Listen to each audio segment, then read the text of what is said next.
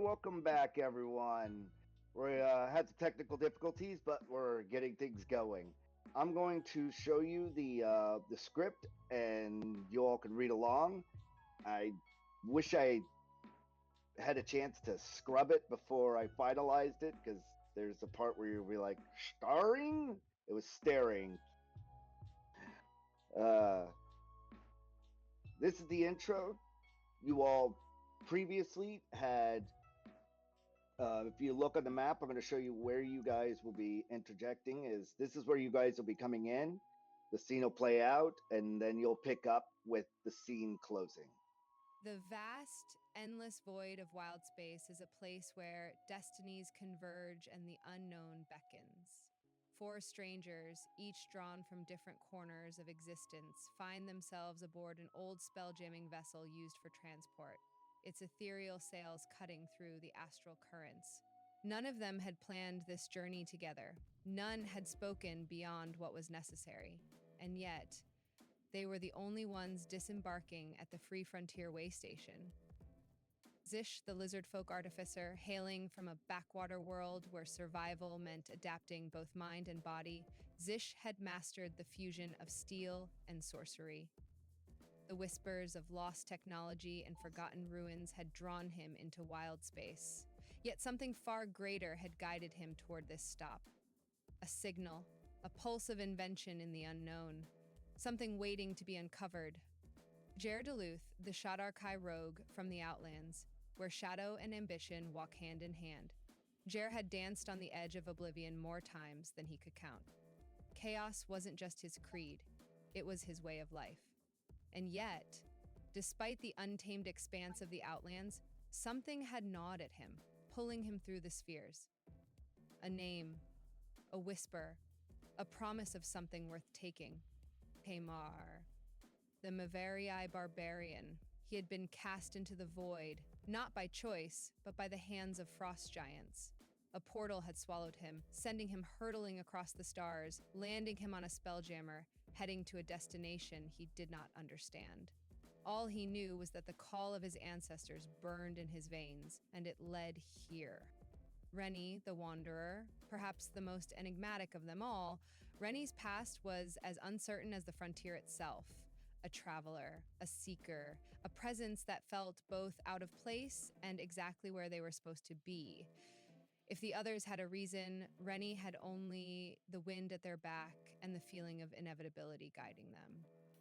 Clocks, the gnomish archaeologist, then there is Clocks. She had a portal incident that whisked her away during a conflict dealing with frost giants, only to find herself under the ocean suffocating, being rescued by sea dwellers before drowning. There, she began a new life under the sea, building new contraptions, only to be requested be local land gnomes to go froth to the new frontier and pioneer more inventions. They helped her portal to Brakara-7, where yet again she has to start a new life. Arrival at the way station of the Free Frontier was unlike anything else in the spheres. An interplanar crossroads, a place of opportunity and deception in equal measure. Built on the edge of a planar sphere, its architecture was an uneasy blend of frontier outposts and arcane refinery, kept aloft by gravity-defying spires and the pulse of an ancient core beneath its surface. Merchants, refugees, bounty hunters, and cosmic wanderers moved like a shifting tide, their ambitions written in their eyes. When the Spelljammer docked, they were the only five to step off, watching as the rest of the passengers continued onward, uninterested in this stop. Yet, as their boots touched the metal-plated floors, something in the air changed. Each of them felt it, a pull, a shift in the weave of fate. It wasn't obligation, it wasn't coercion, it was a calling, one they couldn't explain but couldn't ignore. For the first time, the five truly took stock of one another. Different backgrounds, different paths, different goals, yet here they stood. The only ones who had chosen or been chosen to arrive at this place at this moment. Their first steps into the Waystation's bazaar were met with wary glances, as if the locals already knew something was different about them. The merchants whispered of a portal that had opened in the far district, a gateway to something unknown. It would be easy to ignore each other, easy to go their separate ways. And yet, the first move wasn't made by words, but by instinct. Zish eyed the market stalls, his trained gaze picking apart the craftsmanship of relics from worlds he'd never seen. He muttered to himself about inefficiencies and wasted potential, catching Kamar's attention. Kamar, ever the warrior, scoffed at the lizard folk's fixation on machines and asked if they'd ever built something that could survive the edge of an axe. Gare slipped through the crowd, noting the shifting eyes of those who lingered too long. He gave the group a warning they didn't ask for. Someone's watching. Rennie, perhaps the most aware of the moment, simply smiled.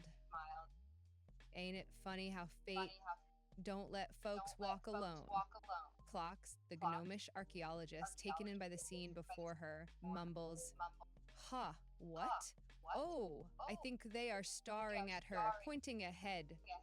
No one had asked for an alliance. No one had offered it. And yet, when they reached the portal's edge, they stood side by side, drawn forward by something unseen. Not as friends, not as allies. Then, before them, they saw a daunting figure, a presence that commanded attention. At first, she seemed soft, serene in her plate armor, but as they watched, her form began to shift. The magic that surrounded her faded, replaced by a raw and undeniable strength. Muscle rippled under her armor, and her sword and shield transformed into a massive hammer and a more compact shield. She stepped forward, and suddenly, elemental energy poured into her, radiant light shining down, making her look like a force beyond mortality. Her shield grew large and emerald, her power shifting as the hammer and shield became 4 elemental orbs, swirling with raw energy. With a single motion, she crashed them together, forging an astral tree that towered over the station, reaching beyond the sky. As the energy settled, she compressed it into a smaller tree, its branches forming the outline of a portal. A silent call echoed through the void, reaching out to unseen forces. A moment passed, then a voice called back. "Tana." A figure rushed forward, embracing her in a hug, followed by others, friends of her past, warriors she had fought alongside. She left the tree behind, a beacon for those who would follow, and disappeared into the crowd. The 5 strangers stood there, watching, as the portal left open for others to come here was left behind. Whatever this places lay beyond, they aren't the only ones being called to this place. For now, they explore the waystation of the free frontier, and why this place was calling them called Brakara-7. One thing is for sure, there would be Jesus no Christ. turning back. Brakara-7.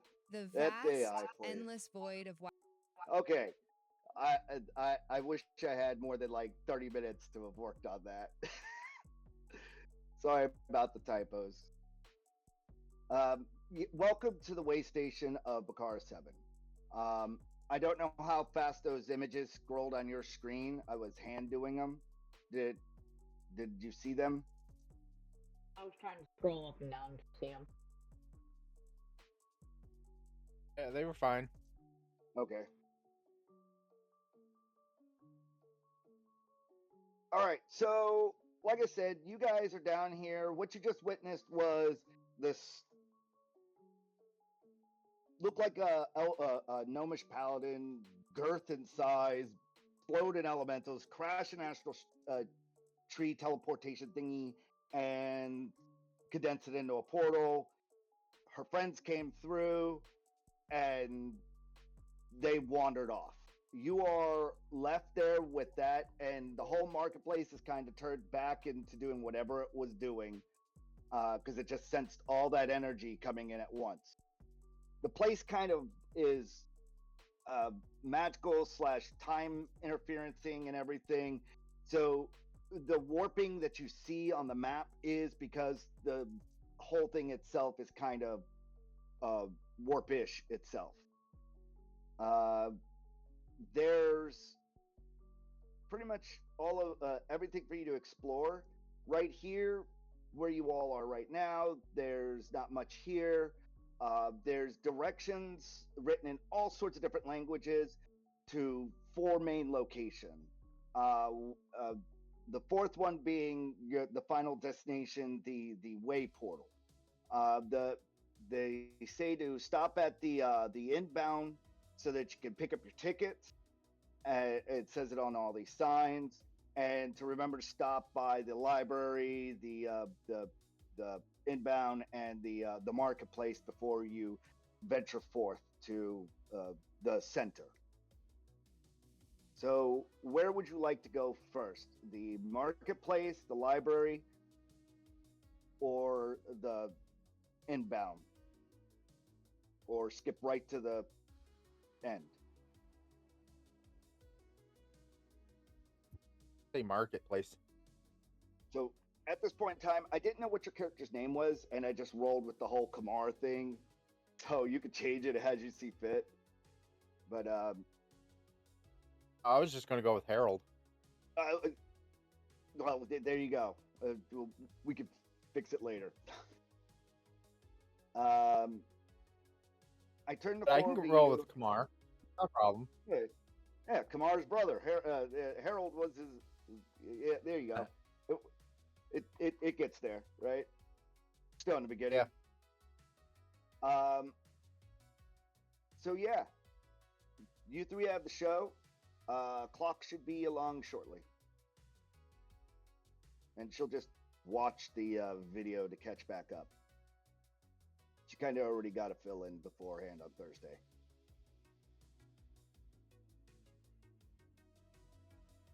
I don't know why. I feel drawn to you guys. Kind of creepy.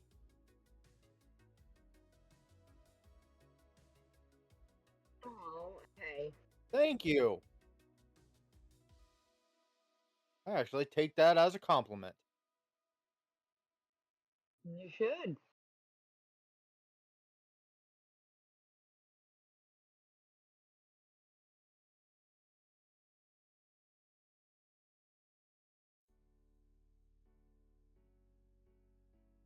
Is there a book?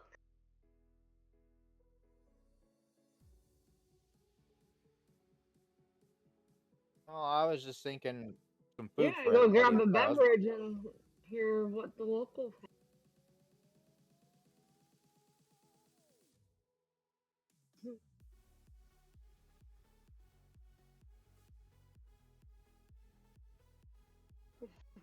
Yeah. Yeah. I'm standing right here. Yeah.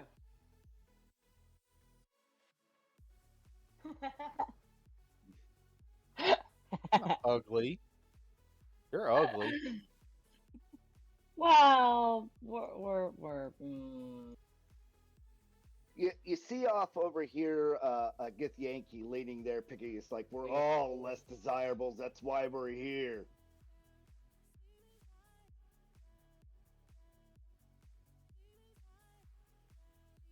And you can tell that he had to have been standing there unknowingly for a while. So whatever, you kind of have to respect him as a rogue. Like, where did...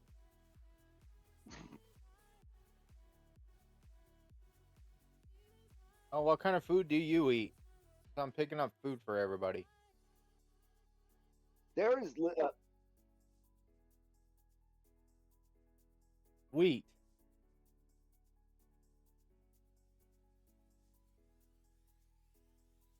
You can try. as long as you don't prefer scales, I'm good.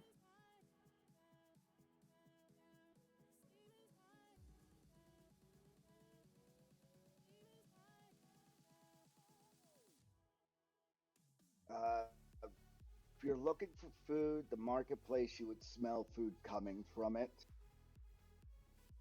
If you're looking for information, the Gith Yankee kind of looks at you and does kind of like the thieves chant and eyes you in a direction towards the knowledge or the inbound is where you're going to get what you want. He basically is doing that whole thief to one thief type thing. But no, those are GIF, not GIF. I was pointing. There's a Gith Yankee over here. Yeah, there's people littered everywhere. 90% of them are Gith Yankee and Githari. There's GIF here. And they're just like guarding doors left and right. And it seems like everyone's on the most casual high alert that you've ever seen. No one is bothering anyone, and you could definitely see that there's plenty of unregulars being treated regularly, like other thieves, bandits, rogues. No, everybody here is you because you could smell your own kind, right? And no one's doing the normal behavior of being unscrupulous here for some reason. And it doesn't feel like it's an enchanted place. It just feels like everybody's being respectful. Honor amongst thieves.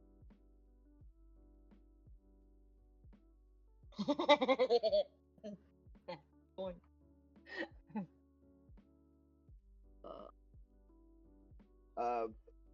Roll a perception check there, Jar, or an insight check, whichever one you decide.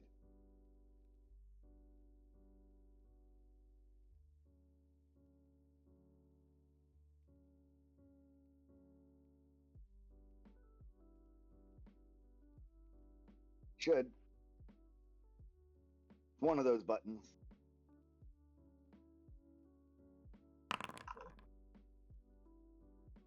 Nice. Yeah, way to start the party off.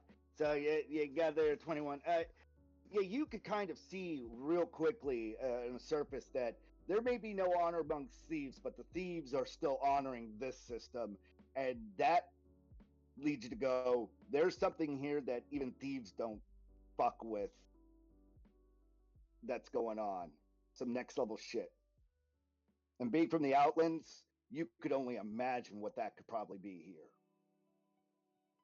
Because you could sense like the power from everyone here. Like most of the people in this station has got to be between levels 15 to 20 on average running around this place. The person who built that portal, you could sense she had been like epic level something to have done what she did. This is more powerhouse than what you saw in Outlands on your day to day, which is usually an average of about 13 to 15 for power levels.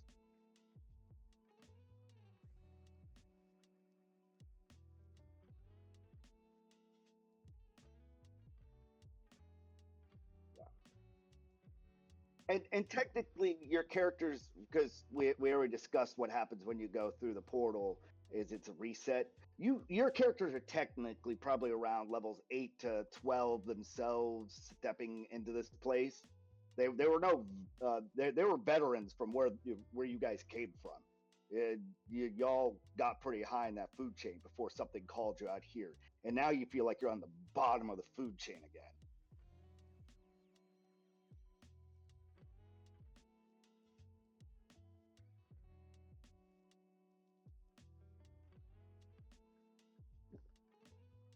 So you weren't wrong that everybody was watching you, because that's what everybody was doing to each other as they were walking through the door too.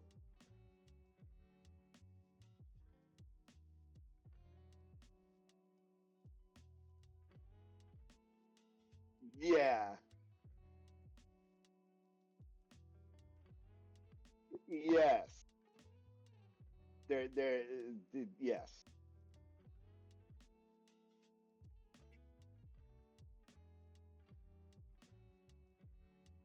Yeah. You can tell that this is some kind of buffer zone that people are willing to go through for whatever rewards are on the other end.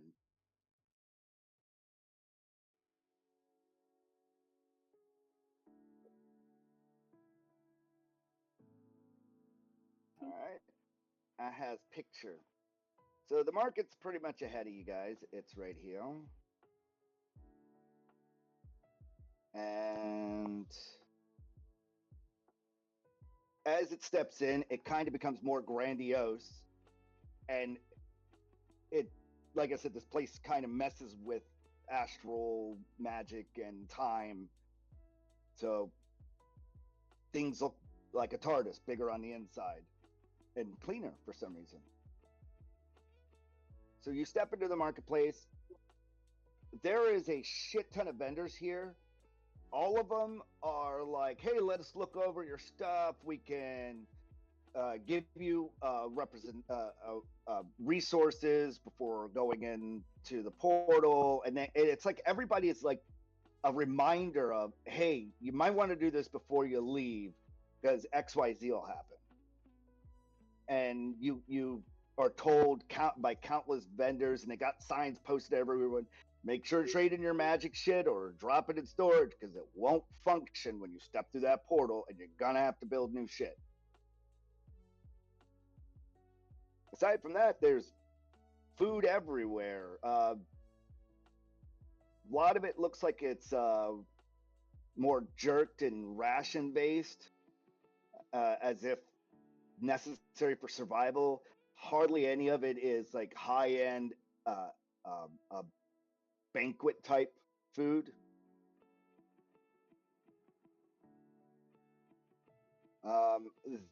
Any one of these vendors here would gladly look over your stuff and appraise it. In fact, almost everywhere you go, there's detect magic spells going off, and vendors are like, hey, make sure you take care of that magic item. Like, I get it. But I don't have a magic item. One of you does. Two of you do, actually. Correct. Your trinket and Clox's bag.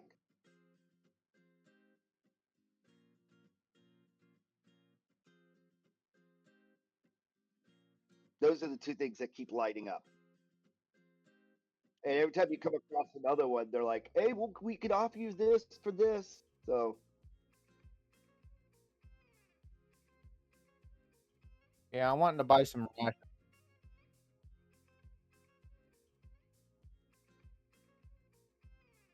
there is a currency exchanger. And they could trade your planar sphere gold coins for their planar sphere gold coins at a 1-for-1 rate. Oh, we should probably do that then.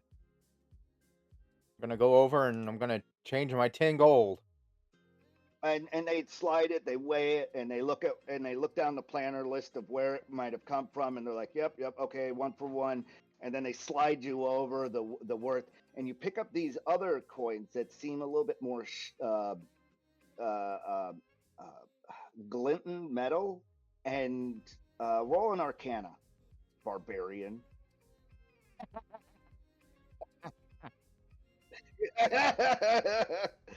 Oh! I don't have a negative in my intelligence, so. You look at it, and you're like, I know this is valuable, more than a gold coin. You can't place your finger on it, and you look at the party. Does anyone else want to take the group check on this?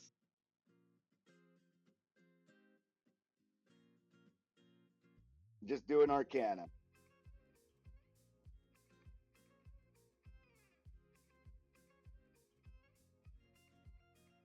I come over here and be like, hey, what's this? So everybody can look at it, so. One of you roll it before Clocks tells you what it is.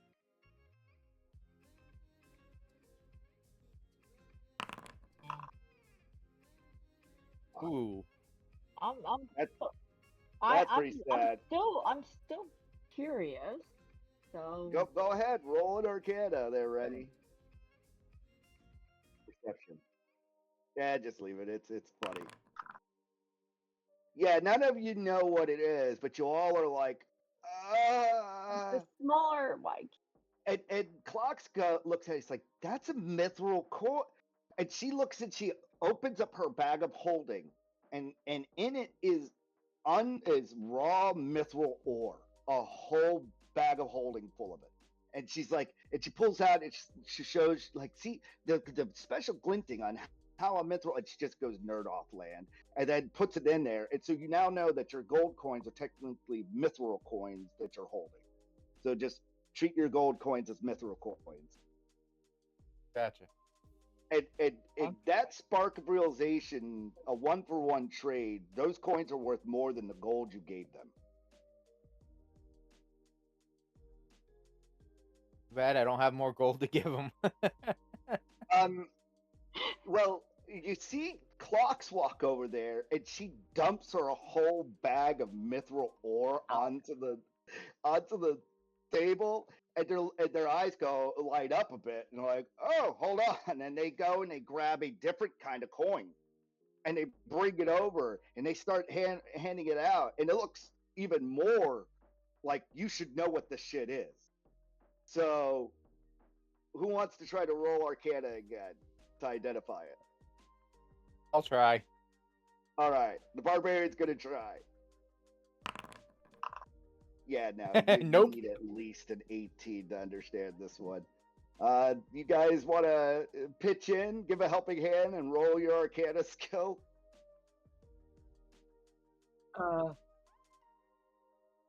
These coins you would be to understand what kind of metal it is. Because mithril.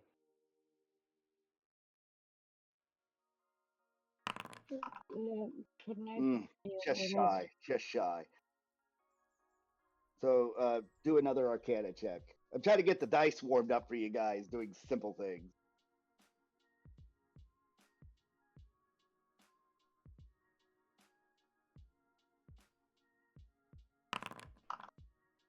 Yeah, she's no clue. No, I'm not any help. Well, she looks over. Clocks looks over it, and she looks at it, and her eyes light up like adamantite coins, and they're like, yes, our placement for platinum is adamantite coins. It is so plentiful here. We use it for coins. So they slide over what looks like probably 1,300-ish adamantite coins to her for all of her mithril. So that would be equivalent to 13,000 mithril coins. You know who the bank is.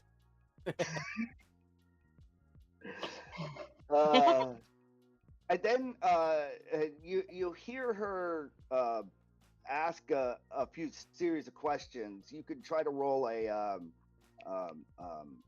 perception check to see if you catch what she says to the vendor. Something I'm decent at. Well, this would be a Jerde. Oh.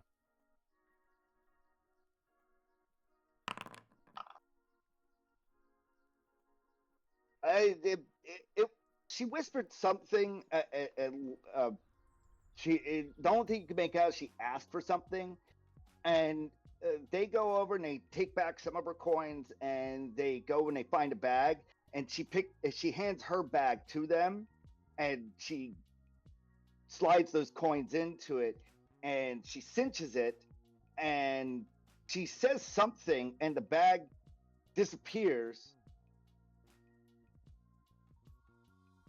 So she's got her money somewhere. I need to learn that.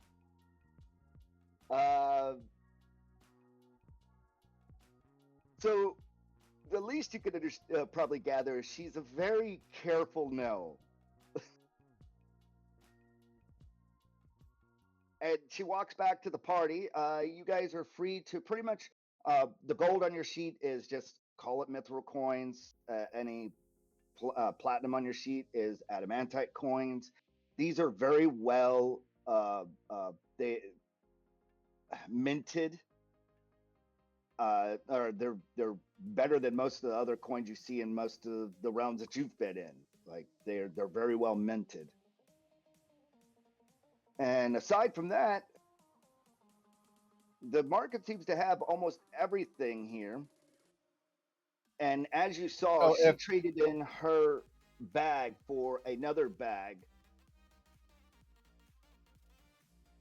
Her bag was magic. Yeah, it looked like roll an Arcana, and I'll tell you if you even could identify the bag's purpose. Yeah, no, nobody. You rolled so There's the failure that roll. nobody else can roll. That's a crit failure. Nobody figured. Nobody knows what kind of bag it is. But it looked like it was just a. All Kumar needs I to know kinda is where wa- he can get one of those type of bags. I want to accidentally bump against her and just Try to smack slide it. a hand. Well, Yeah. that's the thing. Like she was holding it, she whispered something, and the thing poof disappeared. You didn't see her hands go anywhere. That is cool. Where can I get one of those bags? I'm asking her. Yeah. Well, I wish she was actually here, but we'll get this conversation to a minimum. She lets you know that whatever you're trying to find in the way of gear, they probably have it here. And she asked for a command word coin purse that disappears and reappears on her command. So basically, huh? Well, yeah, what you saw them minus was about 100 adamantite coins.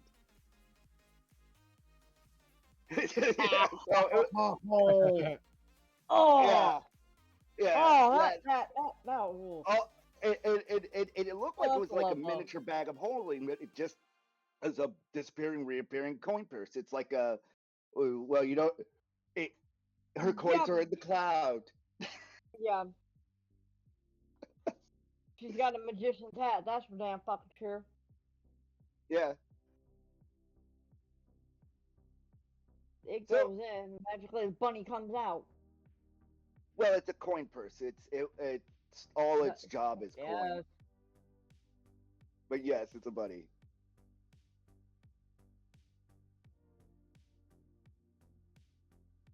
Well, before we head off, I think we should get some food and maybe some rope and some general supplies. Everything in the player's handbook you will find here. If you're looking for something special, let me know. It'd be the same cost as you would in the DMG. They and like I said, they want to purchase your or trade in your or store your knife for you.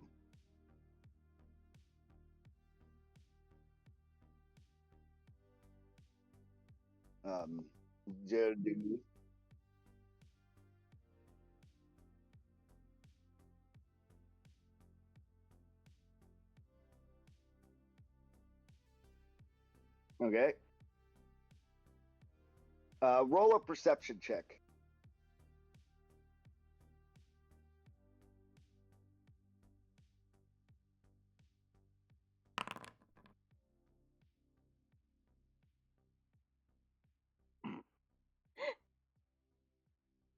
Roll an Arcana check. Never mind. You're clueless to how this they're doing things. Gotcha. I was going to give you the logistics on what they were doing. Aww. I just bought 6 days of rations food for me, so that's fine. Oh, I'll look for some rope now.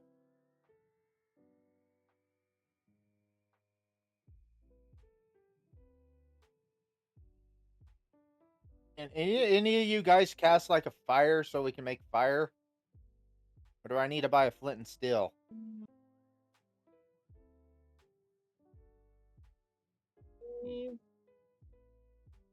Okay. I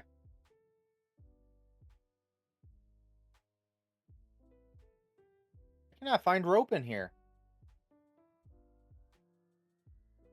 Probably under 50. I can. I think it's under like silk or something like that. There's hemp rope or silk. Oh yeah, rope. it'd be hemp and rope. Hemp and rope. There you go. There it is.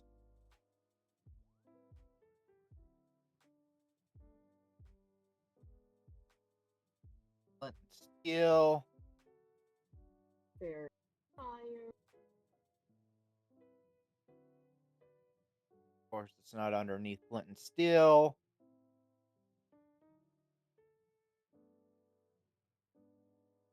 What else could it be Okay. under? What? Oh, wait. Fire? Wait. Fire? Oh, good beer.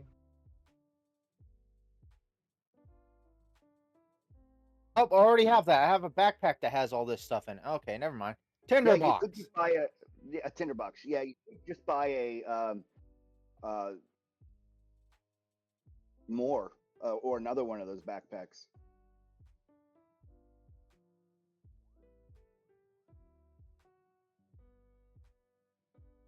Just remember your weight tolerance.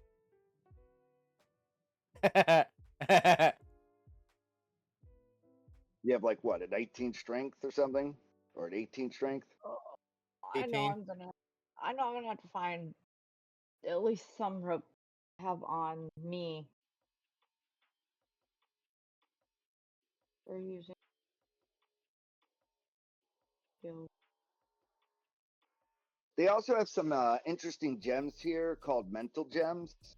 What those things are is you can burn a gem, and as a reaction, Green. it will remove charm effect or mind controlling effect. So that I've kind of taken the mental the so they have like different levels of this, but you could afford the cheap ones, which anything, just think of it like level 3 and less. As a reaction, you can disable if it's let's say something tries to dominate your mind or charm your mind, you can, as a reaction, break it. There's the whole shop full of Probably, those. Go ahead. that'd probably be good for me. Good for a lot of people. But yes, they cost pretty much. They're 3 for a mithril.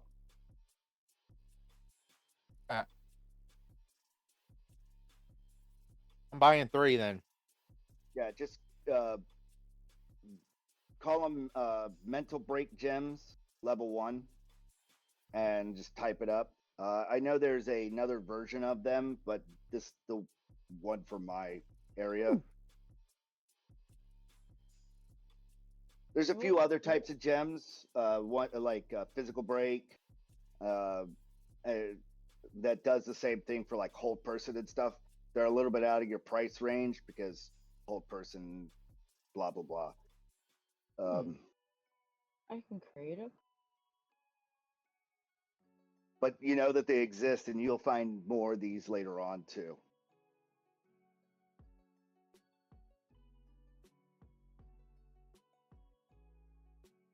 A lot of the stuff the mental ones specifically deal with mental domination type tactics like charm person, dominate mind.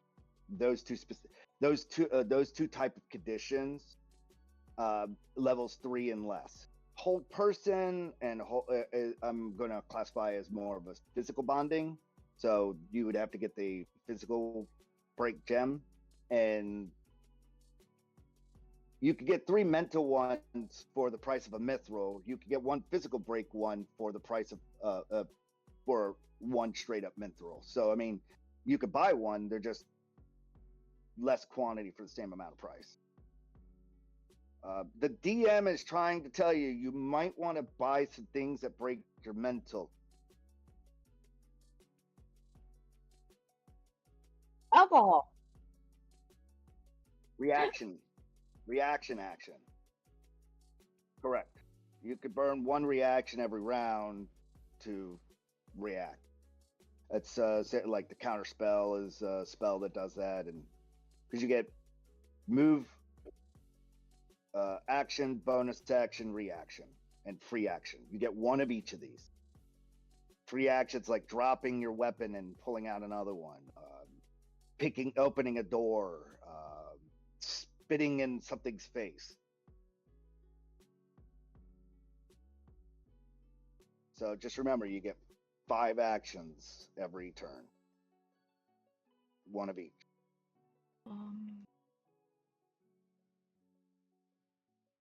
It's something like when you take the attack action, you can actually attack, move, finish, do your second attack. So those things are. Ooh, okay. And ooh. Now I'm gonna look for kind of like weapons in that. If there's anything magical weapon-wise I can get. Most of the magical gear here, unless your clocks, are kind of out of the price range. You do see a lot of masterwork things and stuff of this nature. It seems like it's more of a setup for inbound of items and stuff that they could trade back to you all over the place. So if you didn't bring wealth with you, you don't have much to trade back.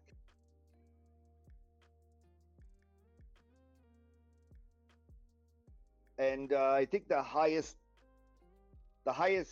thing you would find here is like a +1 to like mundane weaponry at the way station. Nobody seems to be selling anything above like 3rd level spells or +1 to anything, and it's almost to the point that's intentional.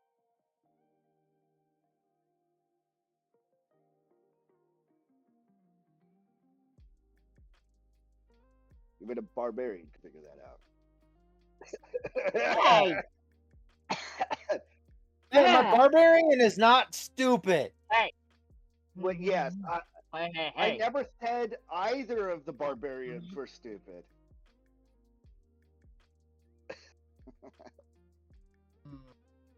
I have a 10 in my intelligence.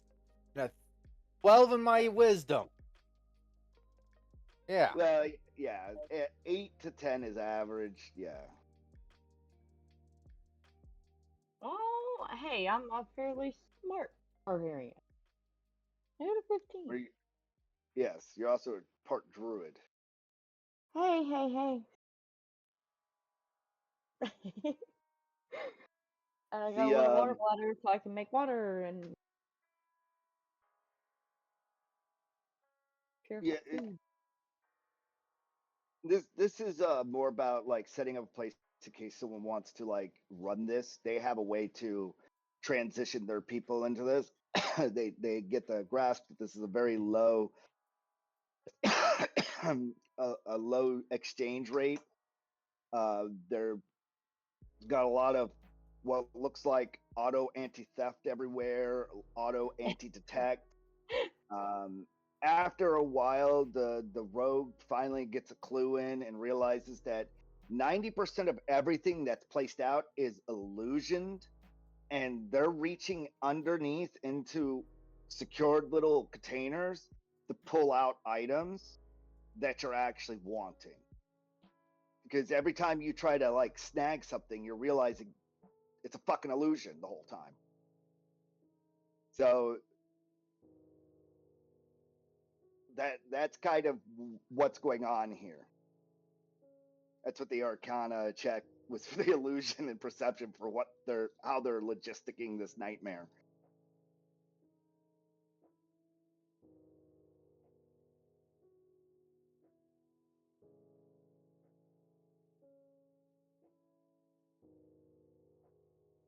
And you see him. He waits for you to give him a coin. You see him take it. He puts it in his an invisible pouch somewhere and pulls out the block tackle and hands it to you. Wow.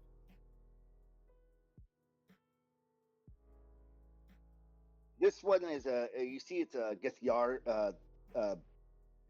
Githari, and roll an Arcana because you were in the Outland, so you might have gotten some more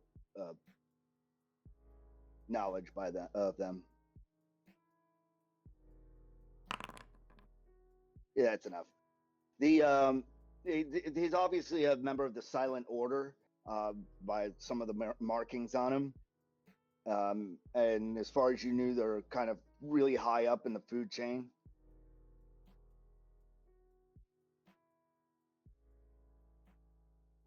Being a mystic. At least it's this thing.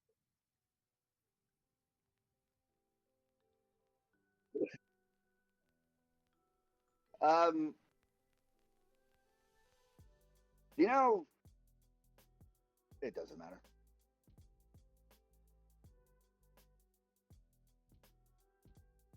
Where could I find tents? At the tent vendor. They have a lot of survival here. Like 90% is of the stuff here seems about kind of what you would find before you're going on like an adventure into the woods or some landscape. It's like almost intentional, like they're warning you, hey, you might need some survival gear. So yes, there's tents. And in fact, they actually have there's one vendor that has that. Oh wait, you haven't gotten there yet. Never mind. Getting ahead of myself. Yes, there's Screw it. Buying a 2-person tent for 2 gold.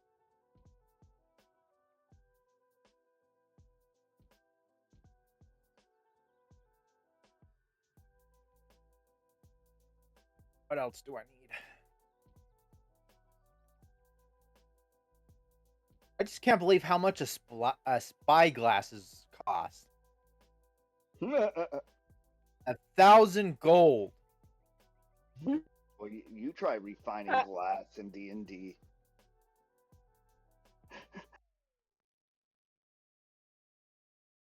Yeah, we go down to the local dragon, and it's a red dragon, so half of us will get eaten. Meanwhile,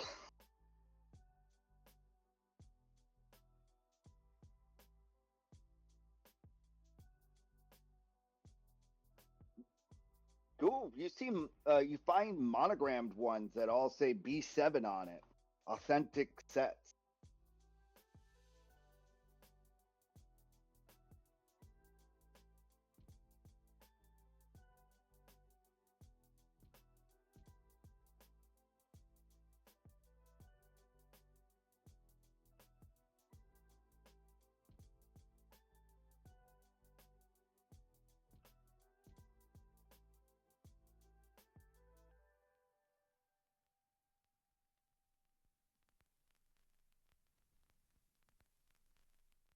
Right. Anybody else want to do shopping, or do you want to move to the next section? I'm still looking, but you can move on. Well, in between this walkway over here to the left and to the right is an under area. Let's see. And when you walk underneath it, you see like a glass and an underdeck area that's all water. And you remember back to when you got off the deck, the docking went 2 directions, down under the station and into this section. And at least the nearest you can gather, because you could look down, you see a lot of sea people running around as if this whole thing was underwater, upside down, doing the same thing for people who are aquatic. So the way station is double its size underneath, aquatic style. But you walk into what's in the in-between and guiding to the center and everything, and you see pretty much scrolls, books, all these kinds of things. And it's all vendors doing the same thing here. And storage location. Go ahead. Yes, like if you wanted to store stuff here, you could pay to have it stored before you went in there. for this place to hold on to. The noodles. Now, Dinner should be done. something that does catch your eye is there's a vendor that sells these pop-up books, and he's over there demonstrating. And he puts one out and he pops it out, and poof, an entire camp sets up. 4 tents, an alarm spell, a campfire, and 4 2-man tents. And then he sets up a timer, and it shows it digitally counting down with his prestidigitation, and he's highlighting that these last 24 hours in a location, and it costs a mere gold a book. A book will come, and you these books you can pull out open it, pull out a page, throw it down, and it poofs into existence.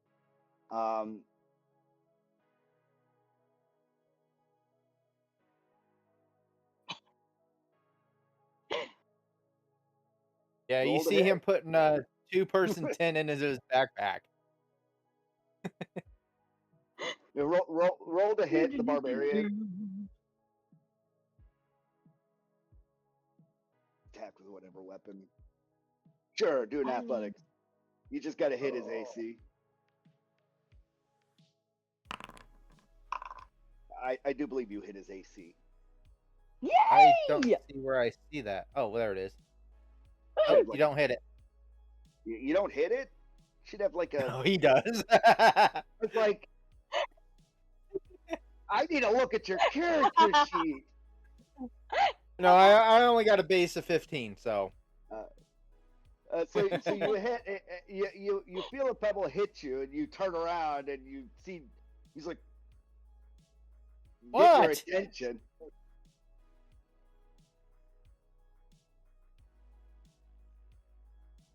Yeah, it's a book. You calling me stupid or something?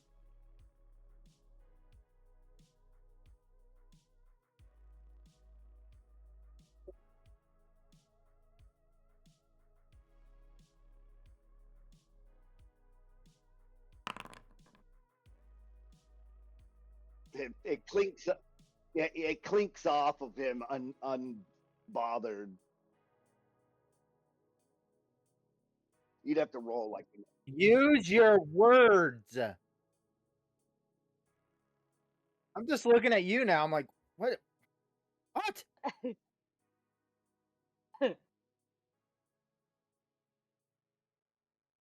Yeah, I just bought one.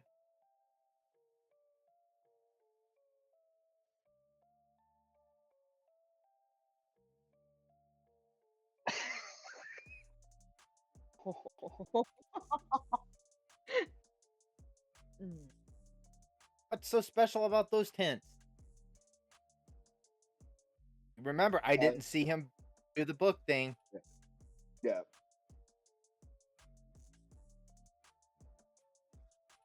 So the guy, you see him hands you a pop-up book. It's an unfilled book, and he charges you 1 gold, and the book has about 20 slots for it, and he hands you 3 pages as to get your binder going as part of the starter book thing.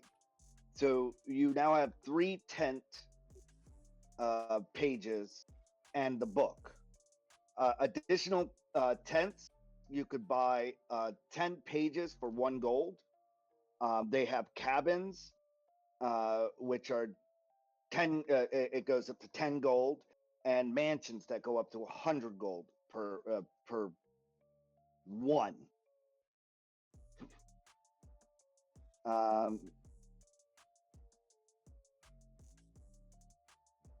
just looking at some of the other things it's got. Oh yeah, you find more of the regen stuff. But yeah. So you now have a magic pop-up book with 3 pages. Do you want to buy more pages to fill this thing up?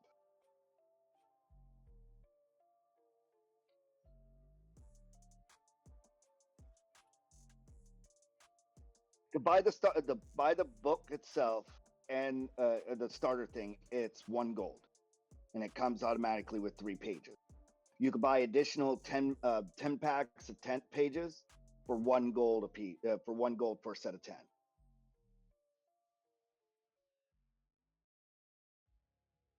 All right. So you have a total of 13. You can pop it down. It auto pops everything up. It's an unlit fire, but it's all set up and everything. So it looks like it's probably got about 4 hours worth of firewood that comes with it, and comes with. And when it pops up, it also the description of it tells you that it pops out with 12 rations as well. And they're light rations, which means kind of like you have to eat 3 of them. These are separate little packs that you get along with it. So you get a 10 page, and you can get firewood page to pull out firewood if you want them. You can pay for ration pages, so you can pull those out. So you have the tent set up, comes with an alarm spell, lasts 24 hours. Did you want to buy any wood packs or ration packs or medical packs?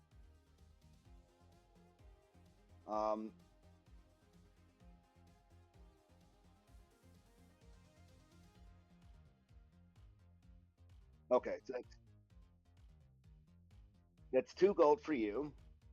You walk over, you see Clocks pull out 1 adamantite coin, flip it down, grab a book full of pages, and shove it in her backpack, and she just wanders along with you guys. And you see when she opens her backpack, there's shit tons of books in it. It's almost hard to discern what she put in there with the other books. And you're wondering, like, how many pounds of books is this lady carrying in that backpack?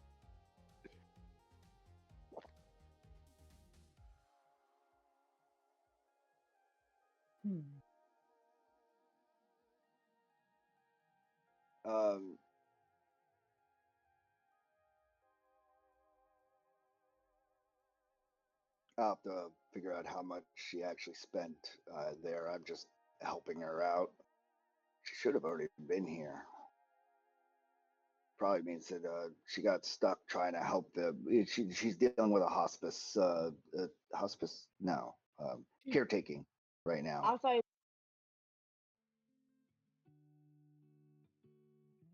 The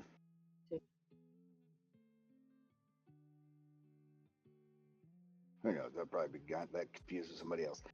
The what else are you all looking for?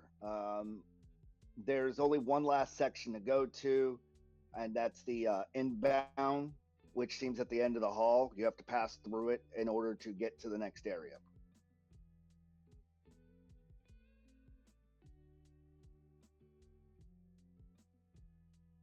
What's displayed on those tables and that?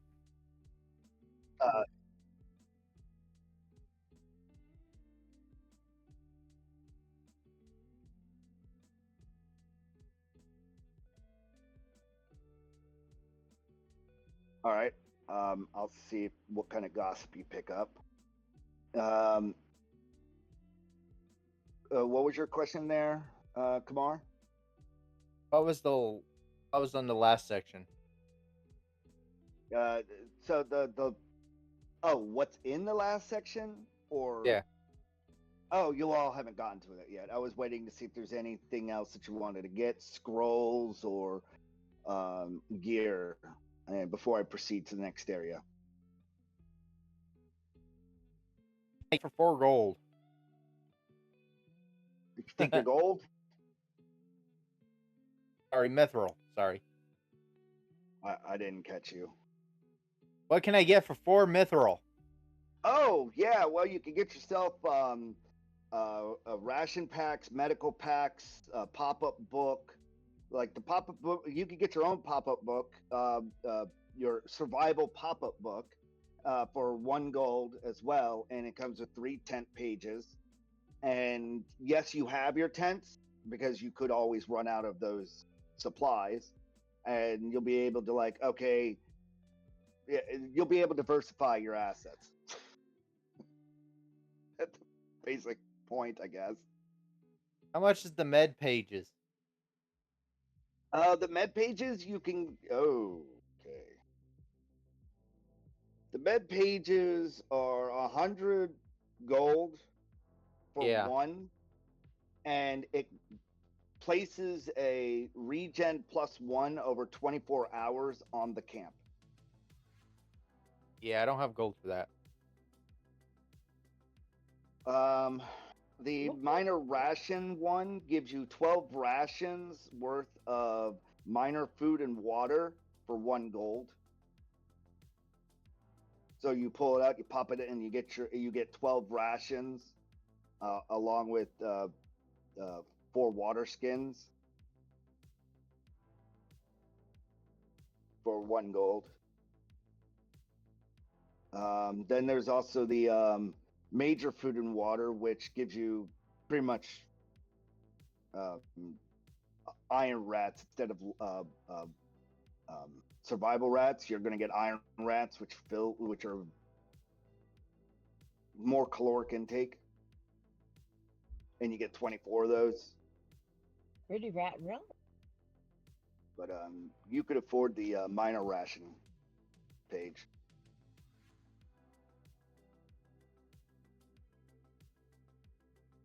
So a book is 3 gold, and then No, a book is 1 gold, comes with 3/10 pages, and then a Okay. ration page is 1 gold, which gives you 12 like you pop it in, all of a sudden, poof, there's 12 rations and 4 water skins. And there's also the wood, a wood one, where you pop it out and a bunch of firewood appears.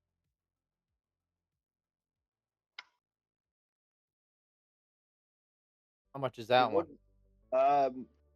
It's a 10-pack of wood, and it only costs a gold for a 10-pack of wood. Or I should say, it gives you 10 pages, because it'd be too much wood to carry, obviously. And to keep it simple, pulling out a page and popping it gives you the 24 hours worth of wood you would need. All pre-cut, all pre-lumbered, all pre-ready. Split and all that stuff. So it gives you, what would that be, like 7-8 bundles of wood, if I'm not mistaken. What if we don't use all of the wood? Is it too late? Can't save it This or is that? Oh no, it's conjuration. The tent stuff disappears. The wood stuff just would stay around, just like the rations. It conjures them. So Not, you use it or lose it. you use it or you leave it behind.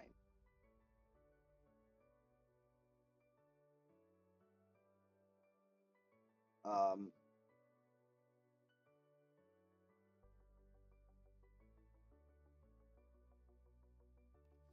think that's how do you I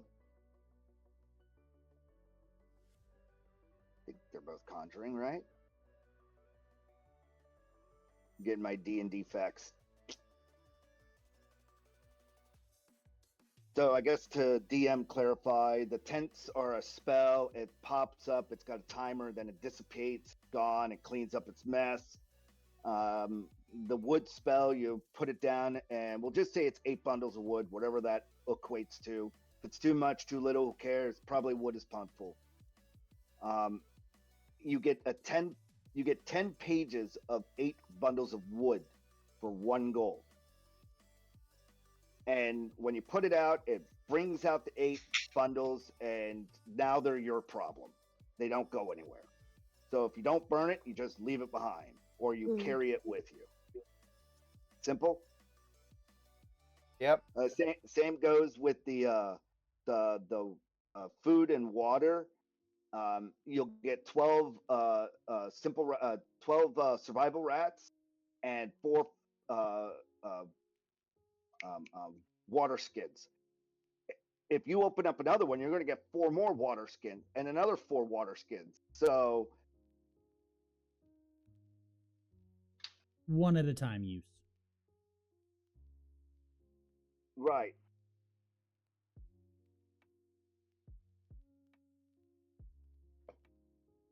Okay, I'm gonna buy a book. Okay, so 1 gold.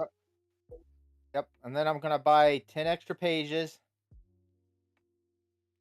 You're gonna buy for one of piece. the. Well, let me get to it. I'm Okay. gonna buy an extra 10 of the 10, so I should have 13 of those. Correct. I'm gonna buy one of the 10 of the rations, which is another gold, of the minor one. You only get 1 with it. It's 1 gold for 1 12-pack and 4 water skin. Oh, It's so, not a okay, 10. so I'll just buy. Okay, Yeah. I'll buy one of those in, All right. and then one of the firewood, a 110 And one pack of the firewood. And 1 of the firewood. That's 4 mithril coins. Yep. You might find better versions. These are like starter packs. So who knows what kind of pages you'll find in the future. They clearly have it on there that starter packs. Because who's going to really need that much water every single time pulling out a page?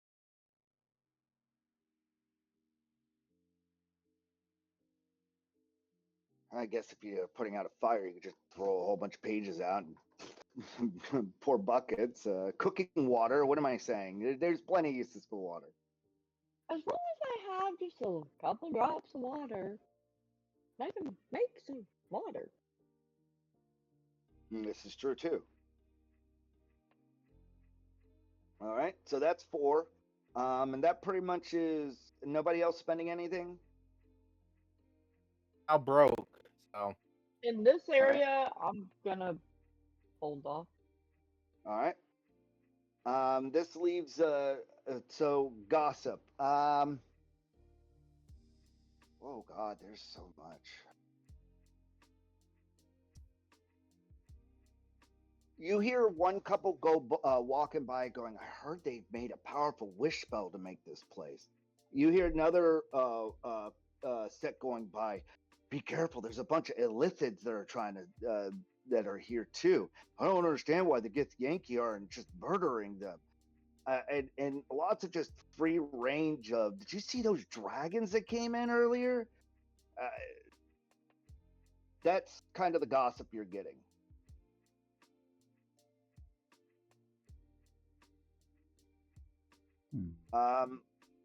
The directional gossip you got is a lot of people are like saying that you hear a lot of people just trading out all their stuff and or storing it, but the consensus is that once you go through the inbound, you're pretty much you go through the portal and you're good. You're there. And at the inbound, they tell you how where you'll end up when you go through the portal. So sounds like they do mission briefings. Mm.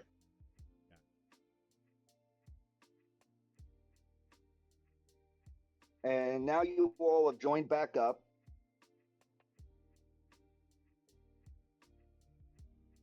You all are probably let's see, you would all come out, and so you're probably up here now. So I don't know where your characters went off to. Let me move them all. Fuck it, put them all in over here. But aside from that, what are you doing?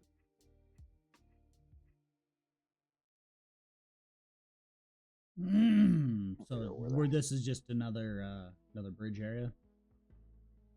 Yeah, this is the main area. Each of these sections, because you probably wandered around, seems like they're repeating the same thing in every section. It seems a little tailored differently each. Like over here, it looks like more elemental-ish, and another section looked like it was more aberrations that were there, and you're seeing that where you came in was probably the most humanoid section of them all.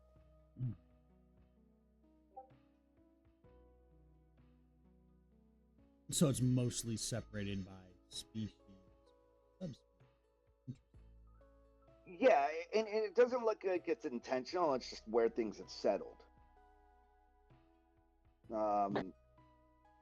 Yeah.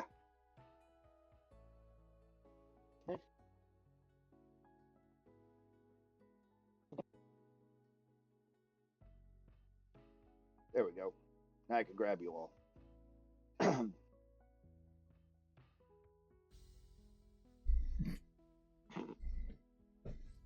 All right, this Yeah, is well, so now we're going into the.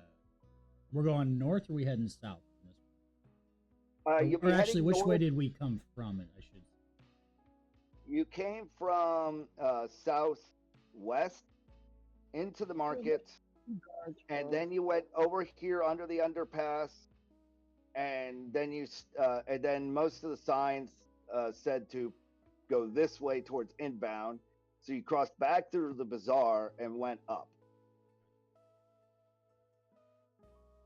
You all probably spent another hour or two just scoping out the way station on the outskirts, and you transitioned to a little space and went over here, and you just started seeing repetition just in a different color or theme, and you kind of you even stop and ask someone, and they just let you know, yeah, it's just everything goes to center. Makes sense. Gotcha. So when you all are ready to get past those two sections, we'll go to the inbound, the mission brief.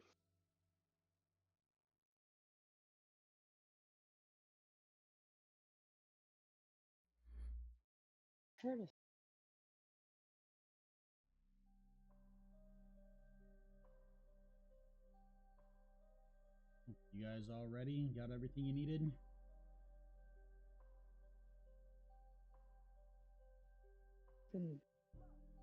In my gut. Oh, I have no money left, Teal. so How are we gonna get past the guards if we can't drive? you got you. Fine. Not anything.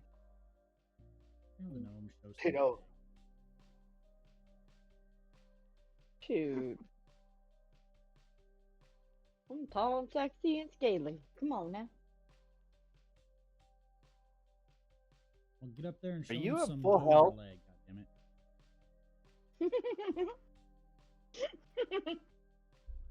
Oh, yes, we need to fix Draw's health because it's still messed up from the fixing. all right, you shouldn't need it just yet, anyways. Hello, welcome, clock. Welcome. Can we hear the clocks?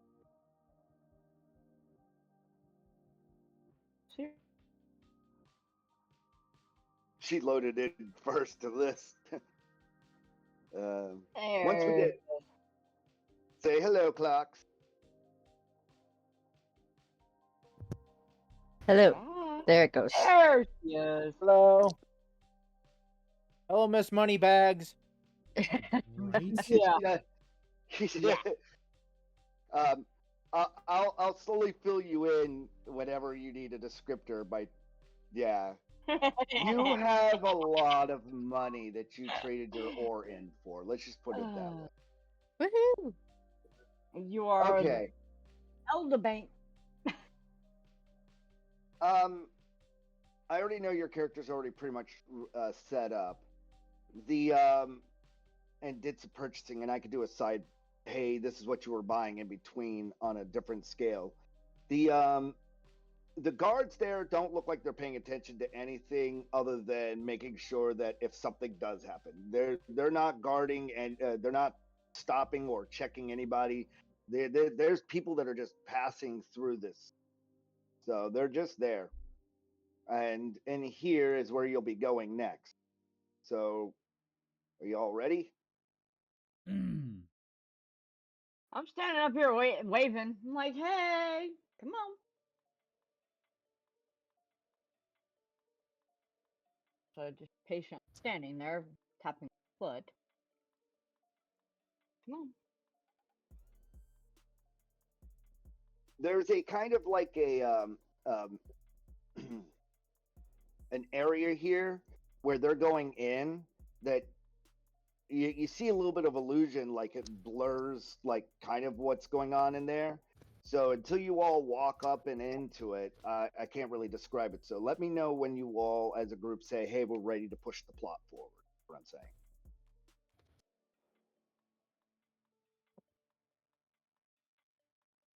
Or I could just do it like this. Jar, are you ready? Yeah, I'm ready. There he is. Kamar, is he ready? I'm ready. He's up here. All right. Okay. I think that's the last two. All right. So you all step through very hesitantly and very cautiously, or some of you curiosity and bold. You step into there and you see Githyanki talking and stuff like this to a crowd, and they go on past the portal. And they stop and they ask you to sit down, and they're like, watch this instructional video.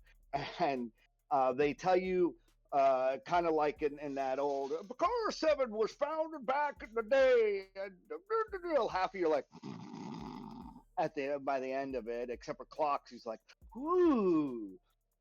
The picture that you get is that when you step in through the portal, you will all transition into one of the random locations, which will be picked right here at the moment.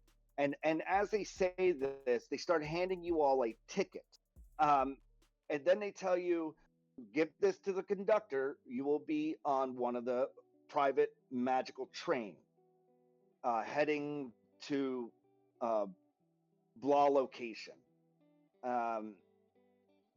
You're one of the few lucky few that get to go towards the new adamantite mines that were being found on the Badland Wastes.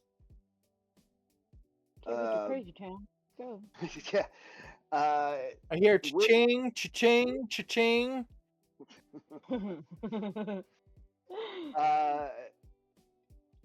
With that, what you understand is that when you step through it, you will feel weaker and yet stronger. They kind of dynamically explain that your characters will get reset to 0, be level 1, dual class, all those out of game dynamic things. It's what they are trying to explain to you is happening to your character. And they also explain to you things like the illithid ceramorphosis will revert itself. People who are zombies that step through will go back to being reverted to what they were before they were zombies. It's kind of like a global reset portal for a lot of people. That's why they're coming here, to start a new life or to reset their life. They also let you know that this place is deity-less, that you make it of your own. There are laws of the countryside, which you will learn in time, and just have fun. Good luck. And with that, the other side kind of shines, and they tell you to take your tickets, take your stuff, don't forget your baggage, and gather all your loose change if it fell out during the ride. And please step forward.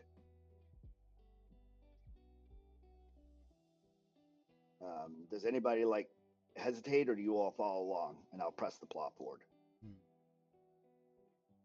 I'll move. I start walking in. Let me know. Huh? I'll start walking in. All right. So everybody ventures forth. Then I'll stop and be like, does somebody have a pickaxe? As the door. We need a pickaxe. Shouldn't have bought all that tent shit. I shovel. There you go. With that, what you see before you looks pretty much all of this stuff you see there. You see ancient dragons and Githaris and everything powering up whatever this place is, and a big old sphere in the center. It looks bigger on the inside than it does on the outside. And everything's going into this portal, and every single one of these icons, you're talking about thousands of them.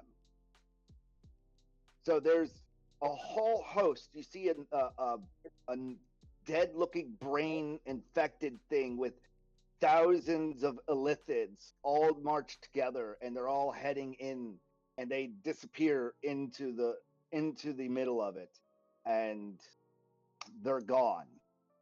You see all of these creatures slowly stepping in, and they disappear as they go through it, not knowing what happens to them. But didn't they watch the Don't be video? fast. Did the Oh lipids yeah, not they realize all they'll be transformed back? huh? Hey. Give Didn't us the a- lithids realize they'd be transformed back? Zoom You're- in. See the What's that, Harley? thing out. I'm trying to actually look at the icons and stuff before you fling them into no man's land. Oh yeah. Sorry, I have could do tiny that. I screen. gotcha. Tiny screen. Ah, what the? I got it. You're not controlled missing much. these It's a lot wrong. of ugly looking things. Oh. Okay. And a couple of really creepy looking ones. Go Oh. ahead and take a More than look. looking in the mirror. Yeah, moving your characters right here back to the middle, and just go ahead and take a look if you would like. Here, I can move them. Let me get rid of Yeah. this group. Like, What is that? ooh. What is what? It looks like a the disc with hell? 2 eyes or something. Give me a second. I'm getting rid of that. There we go. The baby beholder. Oh God. Yeah, it's gotta be. Oh no. Yeah, all these things are running around in here. That's a beholder. You have a harpy. You have a Kuo-toa. You have a oh, that's right. He needs to be over here. A flump. Right. A Medusa. You see a lone Kuo-toa just standing there, and he looks over at you guys. He's lost. He doesn't have any pals, and he looks hesitant to go in. I'm gonna slap Ormaz on the shoulder and walk off with a smile. Hey, look, your son.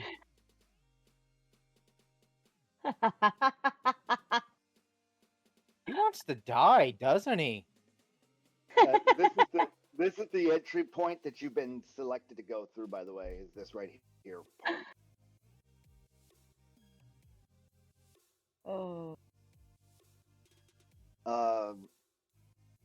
He looks like he's just hanging around the party because there's so many of everything else, and he's the only Kuo-toa anywhere. And you all seem like I'm such a trying to small see. group. I'm I trying to see have- where he would fit in, but he would not fit in anywhere. Yeah. I think the closest ones would be where the Hydra's at. Yeah, But like the well, giant. maybe. I'm just gonna ask if he's okay or having second thoughts. It looks at you and just goes, I'm alone. I don't have friends, but I want to go through. Why didn't you go through with the other group? They didn't like me.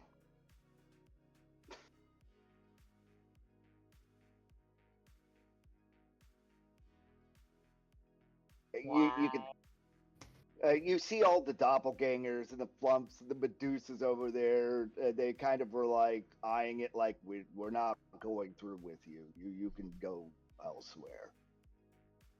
Oh, poor guy. There's a bunch of them just start going off and through. It's like I feel bad for him. Oh. You bring him, you feed him. That's what I No! was thinking. No! You bring Unless it, you want to feed use him it. as emergency food ration. Well, Be his friend. I can afford You'll it. Yeah. yeah, I know, I can't. You can afford all of us. Damn it! It does. It seems like he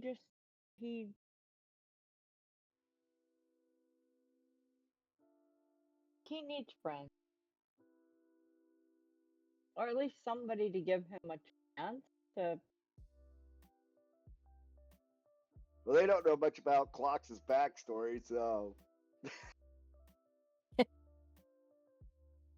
I think I can relate to him a little bit. Just a little bit. Okay. When Mars you all is are- like a fish out of water himself, but for different reasons. Yeah. He's no like, joke. I've never seen any of these kind of creatures. Yeah.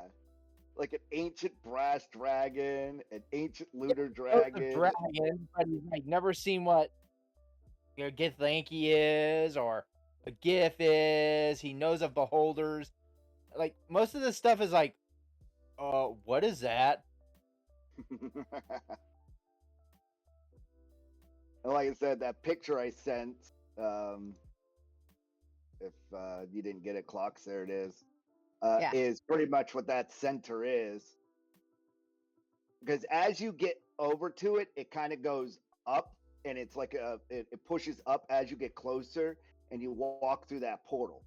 And as you're far away from it, it just looks like a half shell. Mm. And each of these icons, like I said, is anywhere between hundreds to thousands of these folks. You're like the only small little group of But let's go. onesies.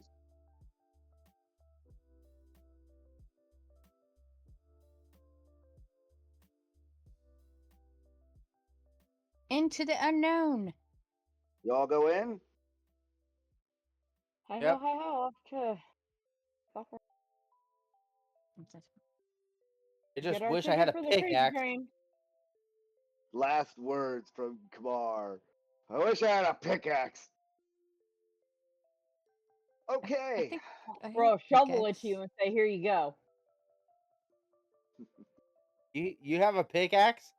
I think I got a have- pickaxe. Phew. All right, so you step on through the portal, and you're. I have a miner's immediately- pick. Ooh, Well, there you perfect. go. There you Might as go. well be a pickaxe. Did you do anything with your dagger before we continue? Who, me? No, I was asking Oh. Jar. I don't have anything other than just basic dagger. No, I mean your planar trinket. It was. No, I kept it hidden due to reasons. Oh yeah, in the inbound, they tell you that if you bring anything in there, it's going to become inert until it comes out, and that's pretty much what they tell you. Like Nope, your that's fine. stuff. It's yeah. it's a down the road thing. It just needs to stay Right. hidden at the moment. Well, yeah, it's just going to be inert. That's all it is. Like, Yeah. Meaning it won't function as it was. It'll just be a representative. But yes, you still Understood. can do your thing. Tracking, powering forward. There we go. I really gotta put those books away. So you step onto that. Let me cut to the new scene. And I'm just going to send you all the pictures at once. You can scroll through them because we'll go over them in time. You all end up at different parts on this train. No.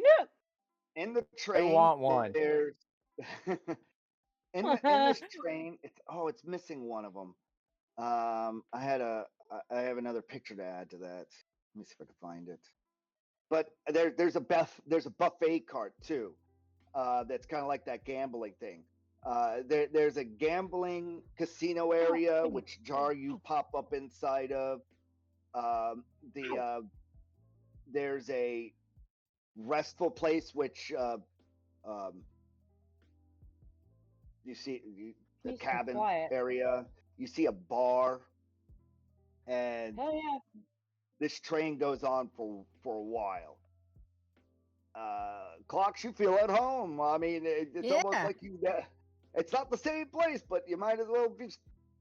It's my home away from home, away from home, away from home. Away from Home. home. Yeah. Wherever that was. Yeah.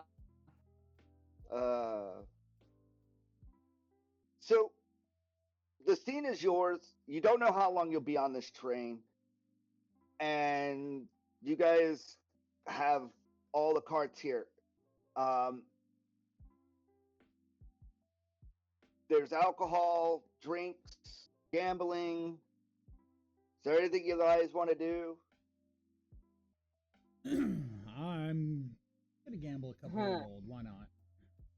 Gamble a couple. Wishing I hadn't spent all my gold.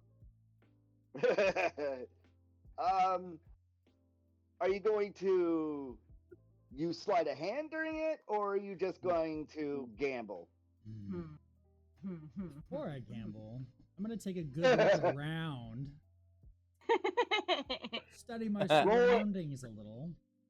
Roll an Arcana and a Perception. Okay. Okay. You think you could probably maybe get away with like a D4 or D6 extra gold on one of your takes if you ever did a gamble and won. Ooh. If you pull off a nice like 13 to 15 sleight of hand, probably about what it'll take for you to succeed. Yeah, we're going for it. All right. Well, what game would you like to play then? Blackjack, poker? Oh, blackjack is the easiest one to swindle. All right. So there you go. You sit down at the table. There's a few people next to you and all that kind of stuff, and you kind of got this one guy that you probably could scroll away a token real quick and put it into the bid. So roll a sleight of hand.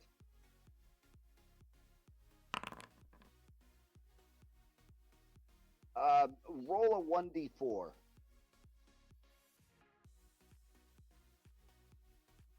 Where? You could just type /roll space 1d4 in the chat. 2. You were able to snag 2 tokens and put it up for bid. And since I have a deck of cards, let's play a game of blackjack. Here goes all the rest of my gold.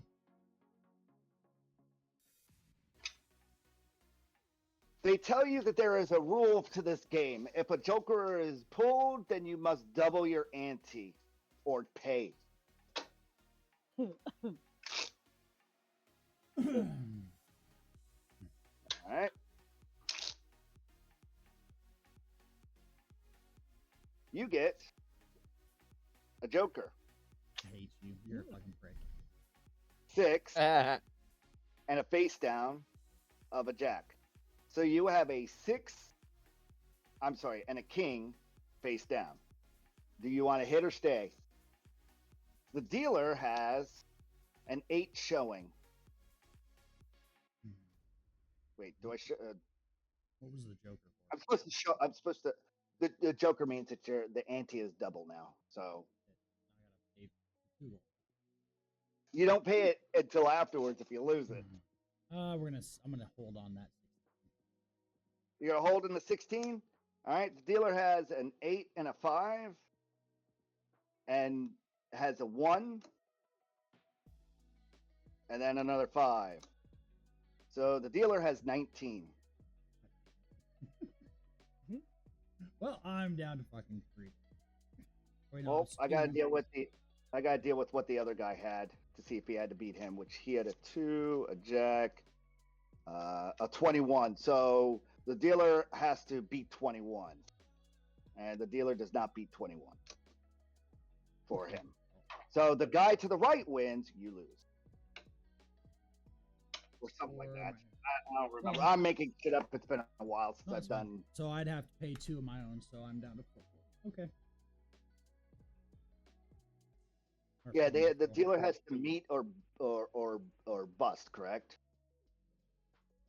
No, yeah. actually, Great. the dealer, as long as the dealer hits 17 and 17 to 21, they have to stay. They have to stay. Gotcha. So they don't have to hit again. So that would mean that the 8 winner come out. So yeah, he beat you.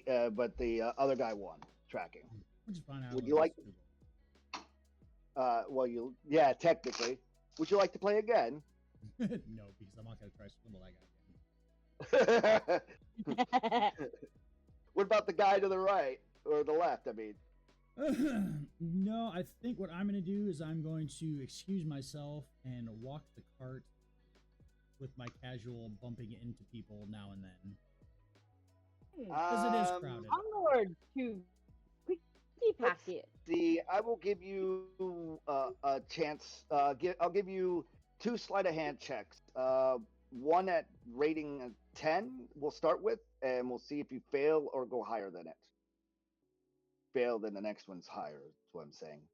So it'll either be a 10 followed by a 15 or a 10 followed by a 5 on your success. For sleight of hand. Got a 23. Okay, you have to roll on your next one a 5 or higher.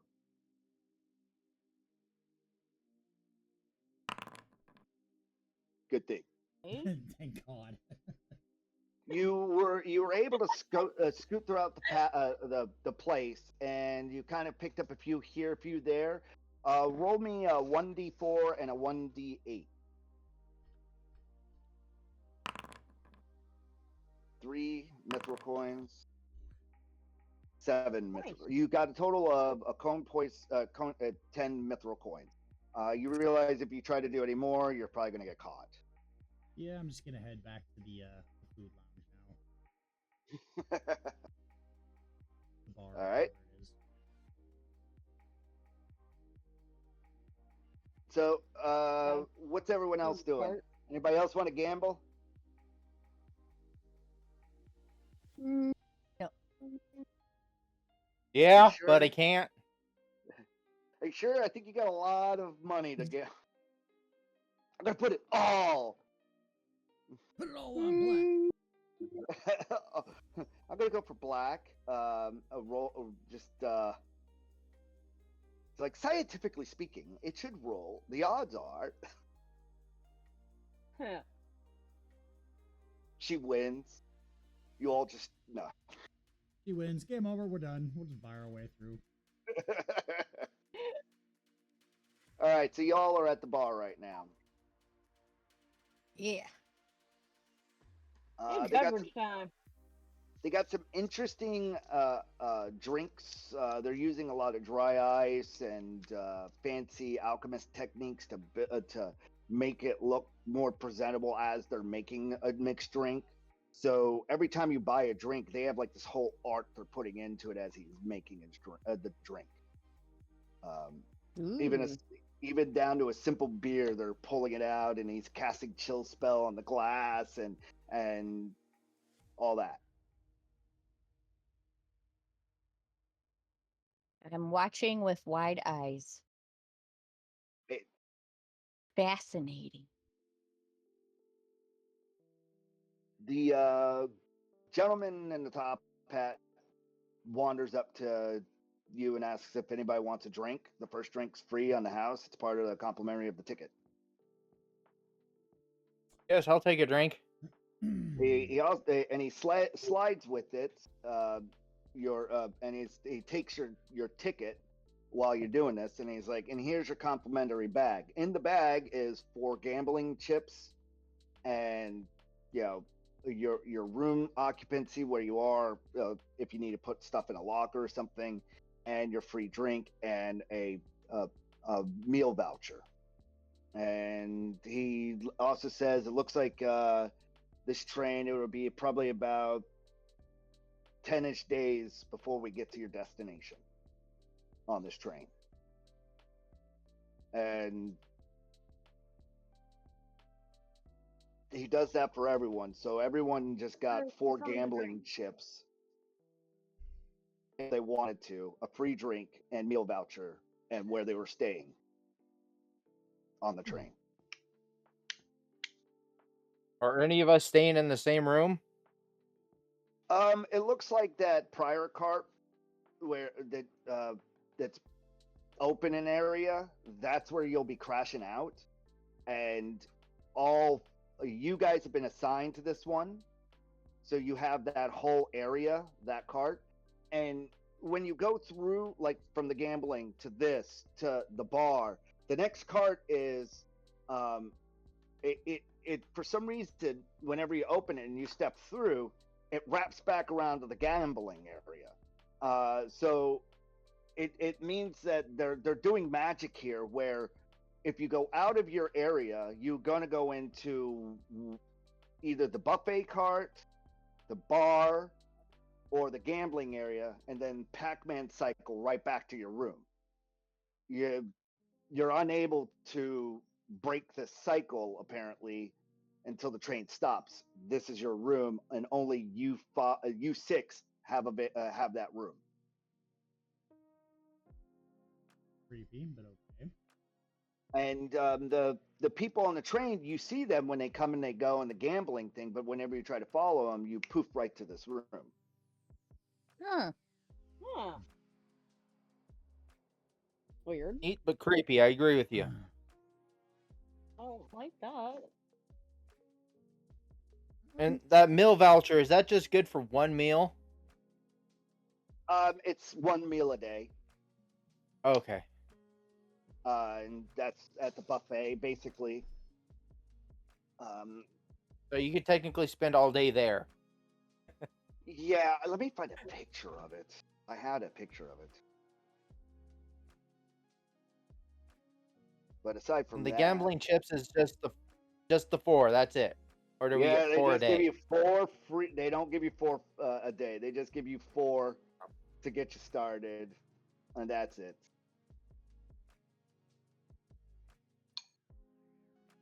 So if you guys want to go back and gamble, you guys all each have 4 free chips to work with.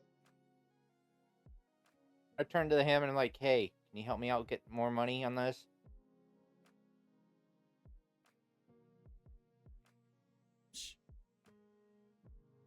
What? Talking to Jeer. Oh. Just gonna Help me roll get more my money. eyes and move down to the other end of the bar cart, sit near the door,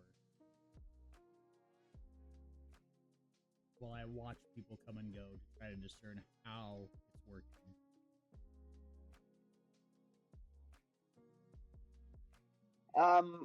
You could roll an Arcana. Clocks could help you with it, actually. So, Clocks, roll an Arcana. Okay. And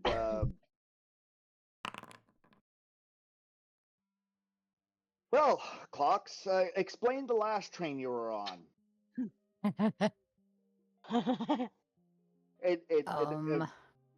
Like, she sits down next to you while you're standing there watching and regale him. Aw.